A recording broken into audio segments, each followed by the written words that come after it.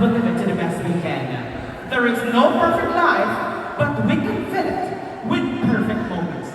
Perfect moments with us, the LGBTQIA plus community, for tonight as a celebration of beauty, wit, glamour, pride, and diversity. People in between, ladies and gentlemen, just sit back, pray, relax, and let the battle begin. Diyos marhay na mag-yes sa inyong gabor, for siya na say, good evening to each and everyone. This is Don Liagas, 28 years of age, but tonight for tonight's competition, allow me to stand by the name of Megan Alexis Jacinto Montemayor. Proud and honored to represent the mighty Eco Warrior Environmental Management Office.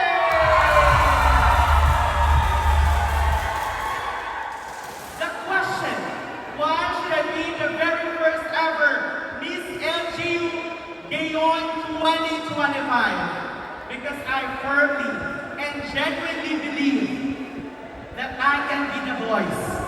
I will be the voice of all the employees and every individual, every Consolanon here in our beloved town.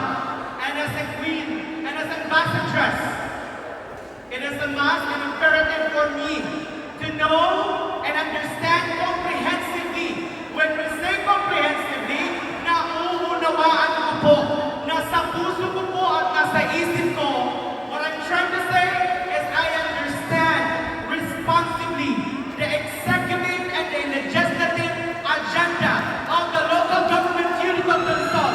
Because as a queen, if you don't know the objectives and the goals and programs of the LG officials, how can you serve your fellow employees? How can you represent your fellow Consolanon?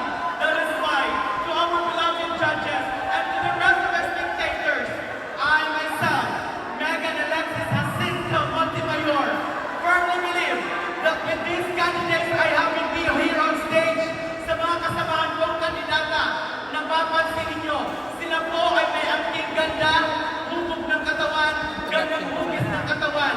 Ngunit sa gabi ito, itatakbo ko kung galing at talino ang pag-uusapan, tapusin na natin ang laban. Thank you! And good evening.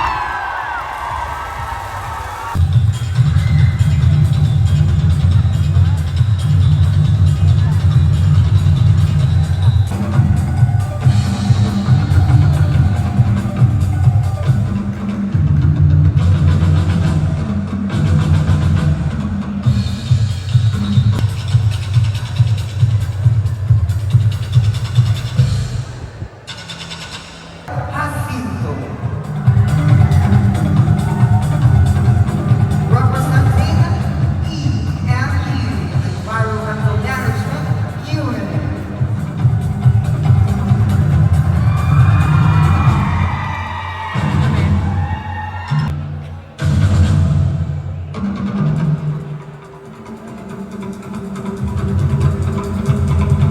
Welcome to our candidate number 4.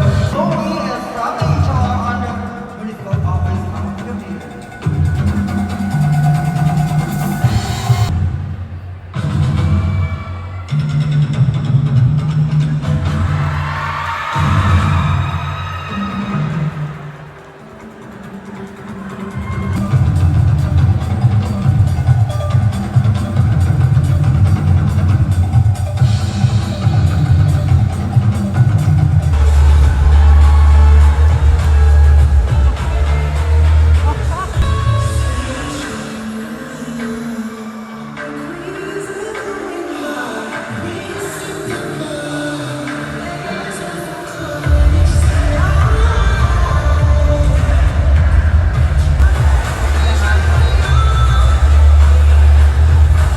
There you have it, ladies and gentlemen, our 6 lovely candidates and there for the people. Thank you so much, Ms. Raj. How was, ilang taon ka nag-stop mag-pageant? I stopped joining pageant last 2019. I just graduated from my bachelor's degree at Daan Community College, Camarines Sur. And so far, nakapag-15 ko po ngayon sa pagsali ng pageant. And biruin nyo, from 2019 up to now, 2025, it's kind of harder. But for me, Ms. Raj, given this opportunity, I'm just so grateful. And I'm feeling blessed just to share to everybody. Why? Because this pageant, this search for Miss LG Beyond 2025 is not just a prestigious pageant for me, but this is a movement at makapagbahagi para po sa kaulan ng ating bayan ng Luzon. Maraming salamat po sa aking mga sponsors.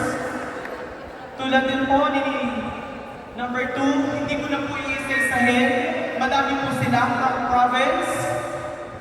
Uy. May from province, from local, from private friends. Pero I would like to say, extend a special thanks, especially to my Eco Warriors, the Environmental Management Office, headed by Engineer Jim Rose Cadaga. Maraming salamat. Dahil sa gabing ito, pinatunayan nyo na sa kabila ng kilos at aksyon na meron kayo sa pagpapanatili ng kalinisan at kaayusan ng ating bayan. Narito. Contestant number 3, here is my question for you. What lesson you have learned as a government employee? I have been a government employee of the local government unit of the Sol for almost 4 years. 2.5 years as a regular employee, as a permanent employee. Nung hindi pa po ako nagtatrabaho sa pamahalaang bayan ng Luzon, since I graduated with a bachelor's degree, education ho ang kurso ko.